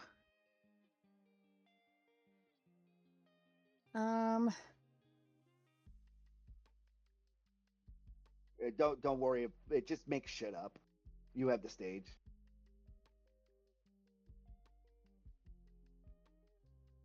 Yeah. So yeah, tell the crowd. Tell the watchers, the video watchers. I'm intrigued. I'm inching my way over. Rennie comes and sits down as you have an aha moment. So it's set up like the last train? You take examples of the last train and just run with it. Roll with it. Okay, so going into my cart, I could use my key and it would change into my room. But if I wasn't on the train to be using my room, that room could transform into a different room for somebody else. Then there was the casino and the bar cart and the dining cart and the observation deck, which was really cool. And every time I wanted to go somewhere, I'd just tell them where I wanted to go, and then I'd be there. So Just by using your specialized key. Huh? By using your specialized key, you'd be able to just use it, and when you went to go through that door, it would be where you wanted. But as soon as the door closed, and if somebody different walked up behind you and through, it was Somewhere else. going directly to the bar cart or whatnot. So out of game, what I'm intentionally doing is letting you try to diagnose the situation because your characters lived through something. I'm not feeding you the information of how it really works. So you're telling prior experiences on a different train so that you could try to problem solve. You get what I'm saying? So things may be working like this, things might not be working like this. So just keep on.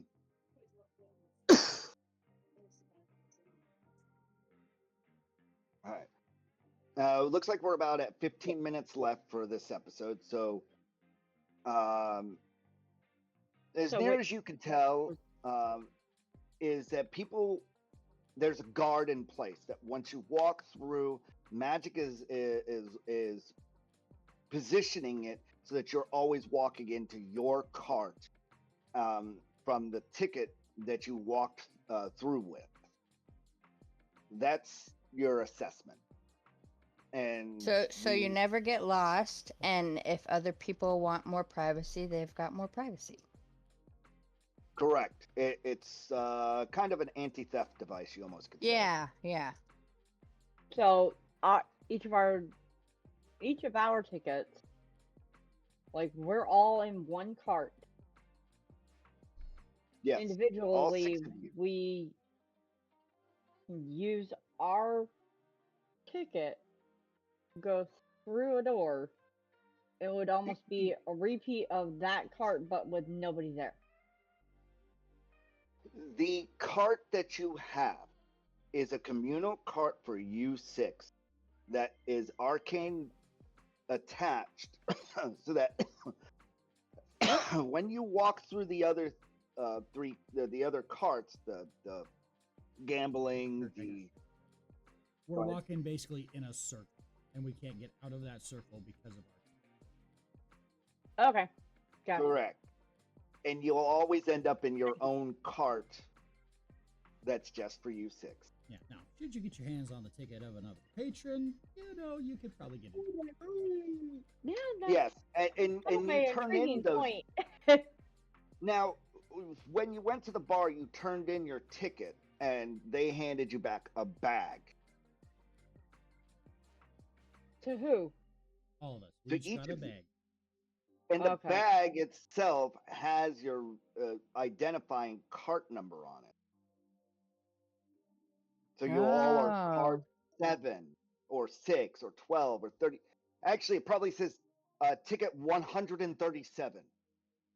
So you're in cart 137 at the end of this fucking thing because somebody probably got, how big is this cart? You're like, it's got about 200 something carts on it. Or 140 cards on it. Should you get your hands on the bag of another patron, you could get into their cart. Now you're drunk. There you go.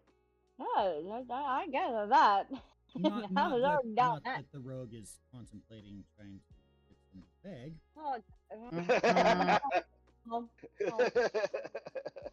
Not that I'll walk over to others you. If you need a distraction, let me know. not that others are not having similar thoughts. At As all. the day grows long on this train, and you've been on it for something like 7 hours, and a lot of the carts start to go back to their room and stuff. And you all finally figured out all of this stuff, talking amongst each other, and you all are like, "Well, we just need to get a bag and everything." Most of the gambling stuff, they start turning out the lights as it starts to get dark outside, ish, like the sun's starting to set. Um, and then you realize off to the left there's another sun rising. So, you guys proceed back to your all's carts because the other sections have closed down for the night. And we're going to wrap up the story of tonight's session with this little event.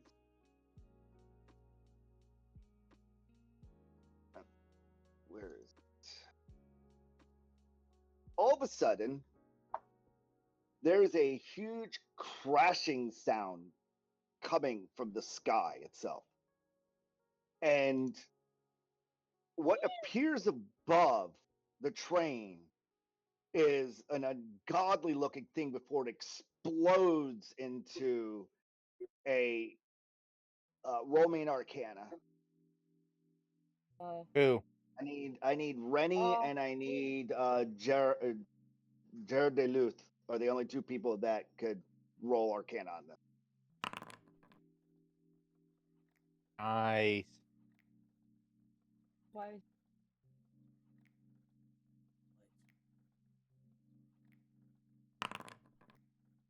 Good. Okay. Nice. You two shit a brick because you've recognized that Spelljammer. It's a death spinner. And for the crowd out there that doesn't know what a death spinner are, that's like the you know how you have a think of it like the difference between a destroyer and a carrier, like a battleship. What a death spinner is it's kind of like the battleship of a Neogi ship. And apparently they didn't get the message that you don't just fly into Brakara-7 because it has an anti-magic. So they're crashing into where your train is, into the Brakara-7. And I will show you the imageries. It crashed through, it broke apart, and the death spinner, and then crashes into the train. And you guys see as most of this train starts to turn to cinder, and we'll leave you off with where you'll be beginning next session. I have spent my 4 tokens first. We could do that and beforehand, yes. I would have want. I would want some money. I want money. Why? Yeah, I did. All white. So you'll be waking up, and to set the stage, everything's a wreck. This death spinner crashed into it, and you see thousands of Neogis coming out of this ship. And there's this old, nasty, pustulant-looking master that explodes, and little babies come out of nowhere. And I will bring the highlight of everything that you will be dealing with.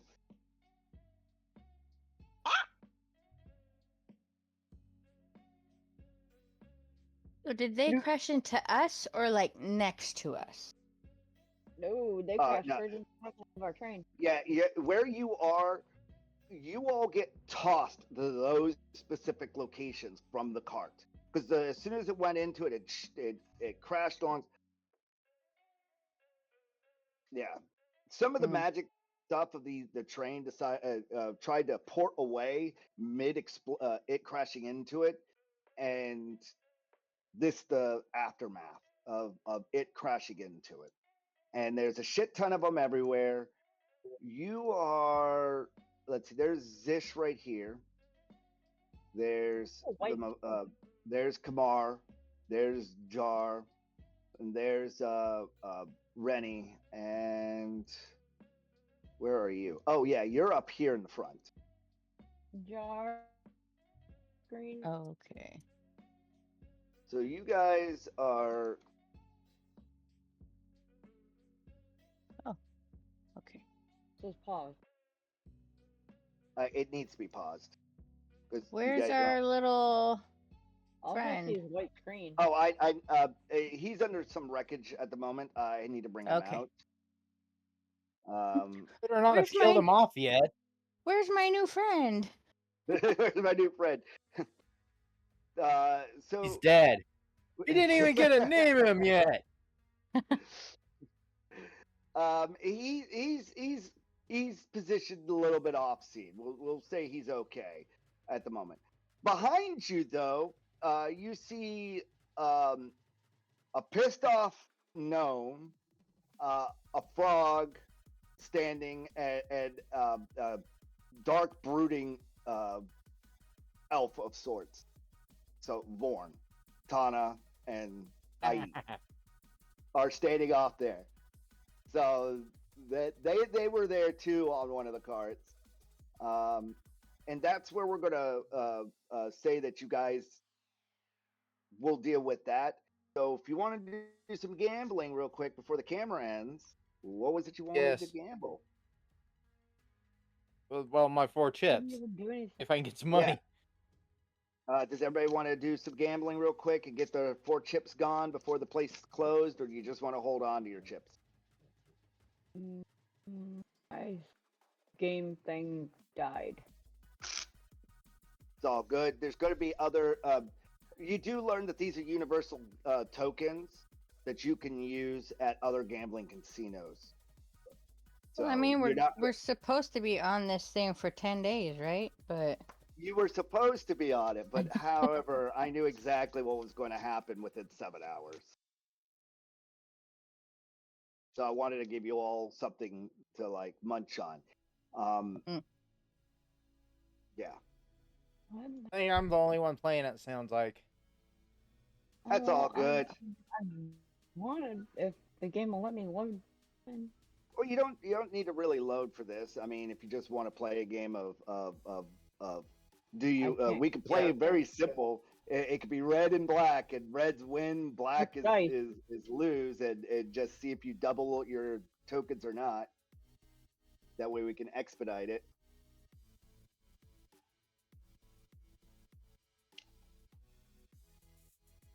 There's a little bit of roulette. Roulette.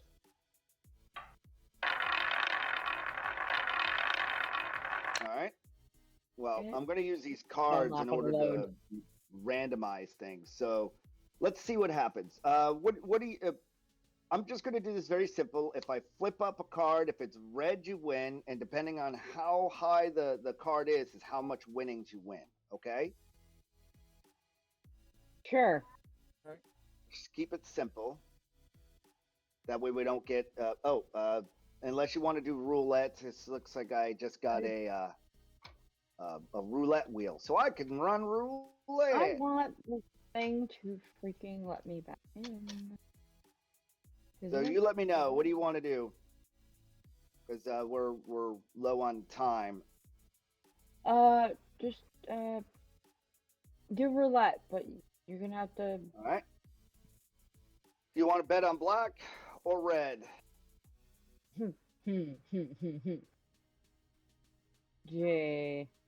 Red. Red. All right. Do you want to stick? All right. Both of you are going on red. All right. Yep. No specific number.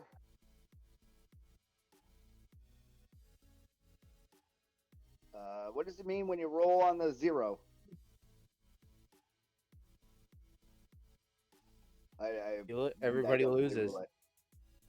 Everyone loses. Green 0. It's because, green 0. Yep. Yeah. Everyone An loses. auto loss. All right. So you all lost 1. Do you want to do it again? 1 token gone. Yes. Yep. Red again. Yeah, I'm going red again. Looks like you have black 29. What's your next pick? I'm gonna do red. Wait, no, I think red 13. 13 would be a. I'm going to just go red again. Yeah. Black Be red. 31. Y'all got one more token left. Yeah, listen, I don't know. I'm going to go red again. You gotta I'm go going red black. again? It was black 11. So the barbarian's lost all his coins, and you've got 2 coins now. I win, so I got 1. Yeah, you're back up to 2. You want to play again? Yeah. Just tell me red or black, unless you want a number Black. specifically. Black 15. You're back up to 3. Meanwhile, and this will be the last one for the night. But what did you bet? Black or red? Black. All right, you went for black again, and you won again. So I'm back at my 4. Yeah, you won back up your coins. You could trade them in for mithril, or you could hold on to the tokens. Clocks, do you want to just do a 1Z card draw, or are you just holding on to your tokens? I'm gonna hold on to them for now. All right, Ja Deluth, what are you doing with your free tokens that you just picked up? He's holding them. He's holding He's them? typing it in chat. All right. Well, we'll leave it there. And we'll see if you all survive. And because I know the audience is probably looking at this going, it's one thing to be surrounded at level 1 with a shit ton of giant spiders. It's another thing to be surrounded with a shit ton of Yogis and you're level 1. So we'll find out if they Till next weekend. get out of this one. Ba, ba, ba. Definitely Bible. Just let me know when we've